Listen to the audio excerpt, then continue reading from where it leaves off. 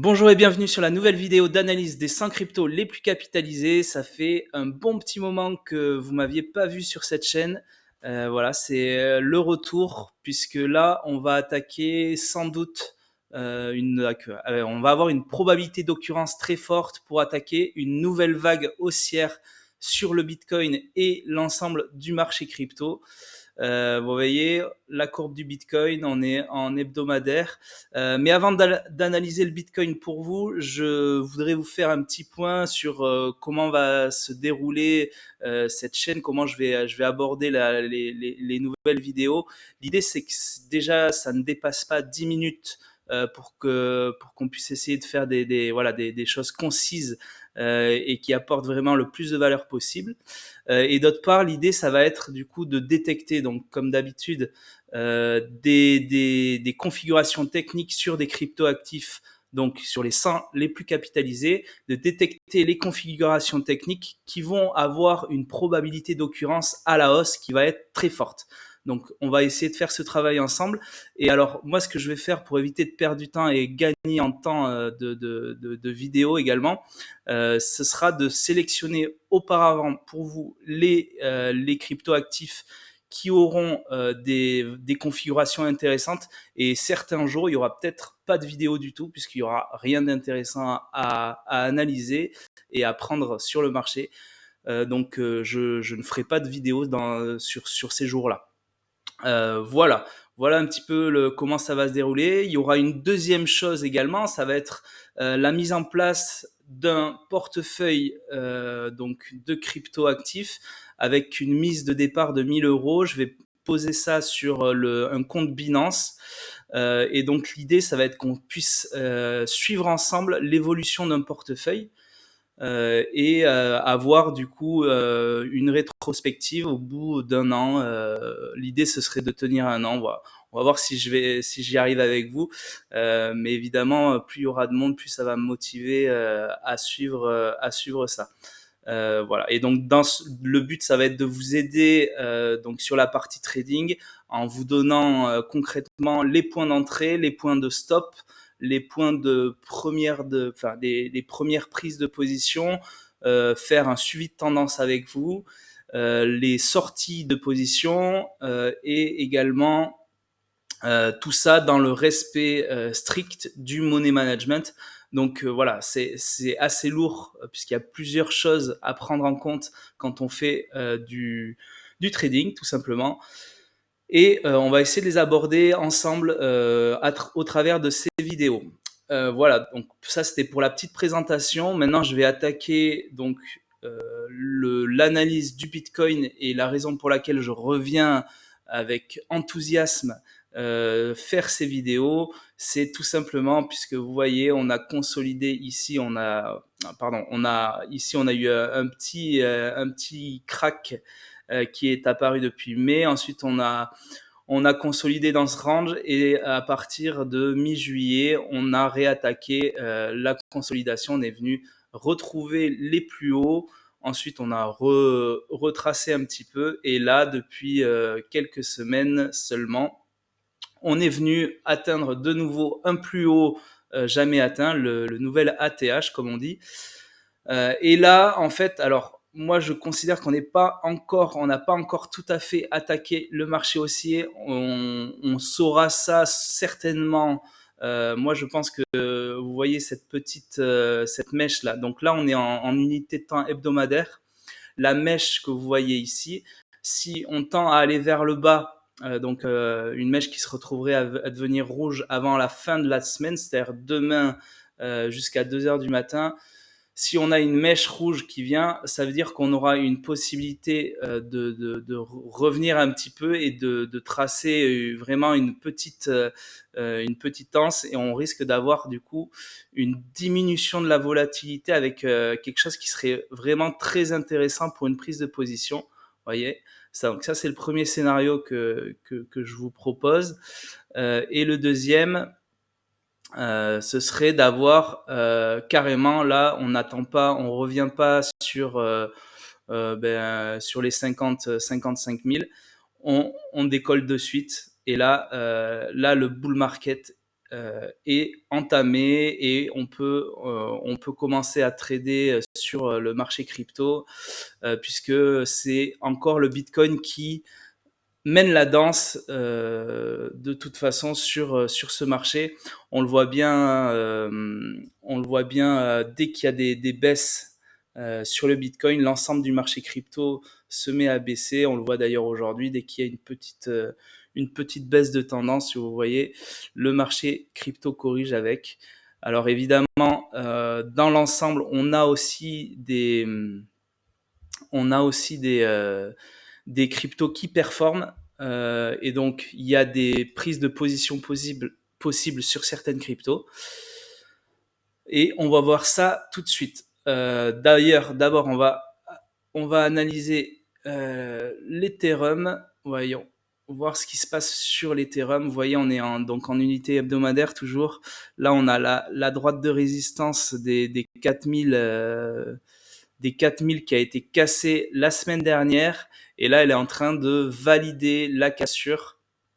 Vous voyez, cette semaine, donc il faut attendre dimanche soir, encore une fois. Et là, on a un point d'entrée sur l'Ethereum qui va être très, très, très intéressant. Et là, il va falloir on va pouvoir rentrer en position par ici sur l'Ethereum, donc sur les niveaux des 4500, je dirais. Ce serait une bonne entrée en position. Voilà. Après, est-ce que vous entrez en position pour faire du trading avec du coup un suivi de tendance, ou est-ce que vous rentrez en position pour faire de l'investissement long terme? Ce sont deux choses totalement différentes, et on va voir que quand on fait du market timing avec une prise de position timée, hein, on va dire, on se doit de protéger notre position en mettant un stop loss, qu'on appelle un stop loss, et en faisant ensuite un suivi de tendance pour sortir au meilleur moment. Donc voilà, l'Ethereum, moi je vais vous montrer à peu près quand est-ce que je vais rentrer en position. Je vous disais vers 4500 $. Là, on a également le XRP qui présente une configuration absolument voilà, typique qu'on aime voir là. Vous voyez, on a une diminution de la volatilité ces dernières semaines, sur les 3-4 dernières semaines, et qui vient tâtonner cette droite de résistance ici que vous voyez là.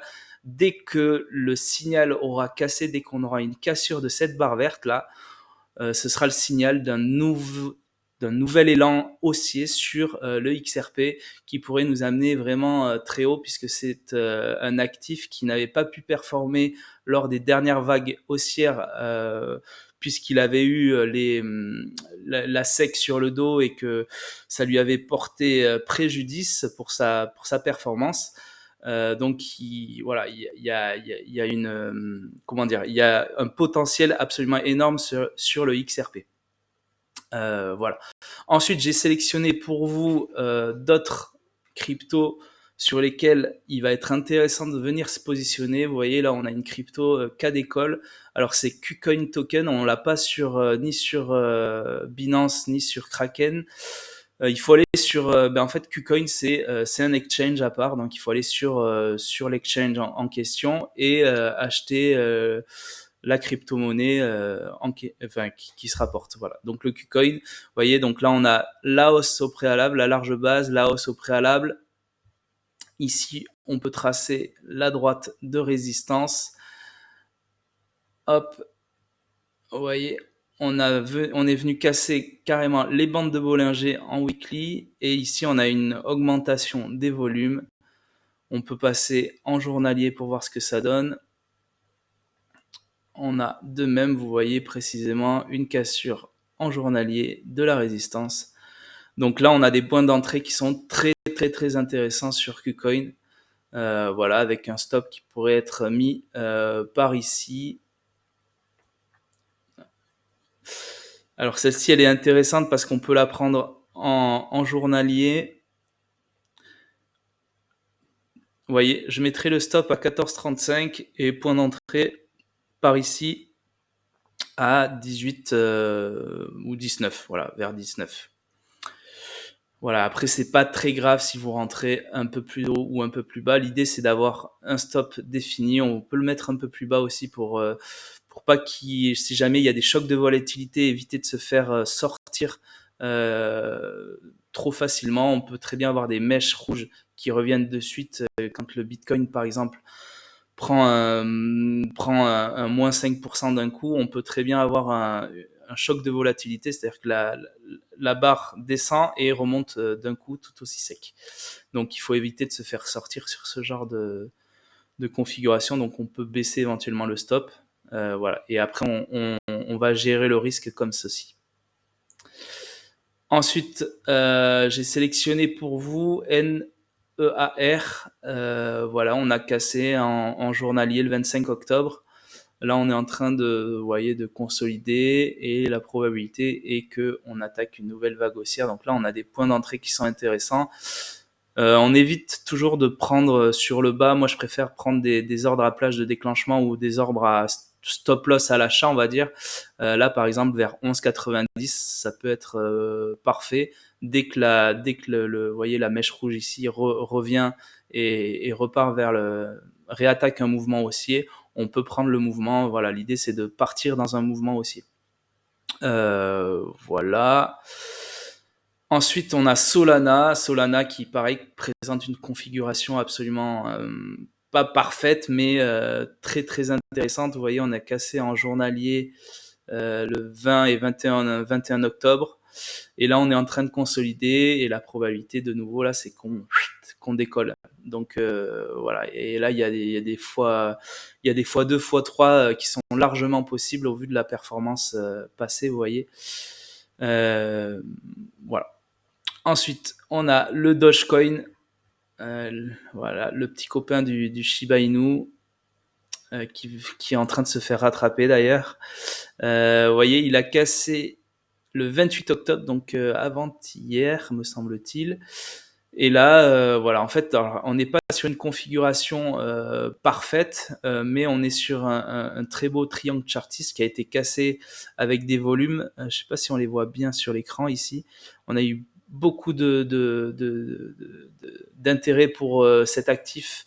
Voilà, le jour de la cassure, on a cassé la bande de Bollinger, donc là, il y a une probabilité forte que on entame une vague haussière sur le Dogecoin. Et le dernier que je voulais vous présenter, c'est Matic. Matic, voilà, que j'ai présenté à mes frères et ma famille. Je leur ai fait un petit plan de trade. Et donc le plan de trade, c'est celui-ci. Vous voyez, on est venu casser le 15 octobre. Le 15 octobre, on est venu casser les bandes de Bollinger en journalier, et donc moi je leur ai proposé de prendre position par ici, sur les 1,55. Et voilà, donc là on est en train d'attaquer une nouvelle vague de hausse. Voilà, ça c'est le plan de trade que je leur ai proposé, avec une prise de position à 1,55, un stop à 1,13. Et voilà, donc le risk management est proposé là-dessus, avec une sortie qui sera sur les 2,40, une première sortie de 50% de la position qui sera sur les 2,40. Voilà, donc peut-être que c'est pas très clair pour vous tout ça, quand je parle de première sortie, de 50% de la position, etc. Je sais pas comment je vais m'organiser, mais je vais vous proposer en tout cas certainement une sorte de formation accélérée ou gratuite. Je sais pas comment encore je vais organiser ça. Mais l'idée, c'est que vous puissiez comprendre tout ce vocabulaire et mettre en place ces plans de trade pour que vous puissiez bénéficier et profiter de cette nouvelle vague de hausse qui est en train de vraiment de plus que pointer son nez sur le marché crypto. Voilà, donc là pour l'instant j'ai rien repéré d'autre. Vous voyez ici, j'ai le journal de trading sur lequel en fait vous allez devoir, enfin en tout cas moi pour l'instant, je référence tous mes trades sur lequel je pose mon money management. Et vous voyez là, je l'ai adapté par rapport à ce que je vous disais. Je vous ai proposé donc avec un capital de départ de 1000 euros. Et évidemment, vous faites ce que vous voulez, vous mettez la somme que vous voulez. Si vous voulez commencer avec une plus grosse somme et tout ça. Et ensuite, vous voyez ici, on a le money management que j'ai mis en place, sur lequel on peut, en fonction de votre personnalité, de votre appétence au risque, Voilà, vous pouvez choisir d'avoir un money management défensif équilibré, offensif ou agressif. Voilà, très agressif, ça veut dire que en gros, chaque position représentera une perte maximale de 5% de votre capital total. Voilà. Et donc le calcul est fait à chaque fois pour que, vous voyez par exemple, si vous décidez de prendre, là j'ai décidé de prendre 3% de 1000 euros en perte maximum, je vous donne un exemple, hein. Ça veut dire que la valeur de la ligne, quand je vais rentrer en position sur ma tick à 1,55, la valeur sera de 110 USDT et on aura 71 Matic à acheter. Vous voyez, 71,43. Bon, 71 ou 72, après, c'est pas très important. Et donc, en fait, ce chiffre-là, il est déterminé par le choix que vous faites au niveau de votre money management et par vos points d'entrée et votre prix stop loss. Donc tout ça, voilà, on met pas au hasard un chiffre quand on rentre en position, quand on fait du trading. On réfléchit avant tout ça et tout ça, ça se fait sur le journal de trading. Donc voilà, j'essaierai de vous faire quelque chose de plus clair prochainement, mais voilà l'idée générale du truc. Sur ce, je vous souhaite une excellente fin de journée, enfin début d'après-midi en tout cas, puisqu'il est 13h le 30 octobre, et je vous dis à très vite pour de nouvelles opportunités et de nouvelles vidéos. Ciao ciao.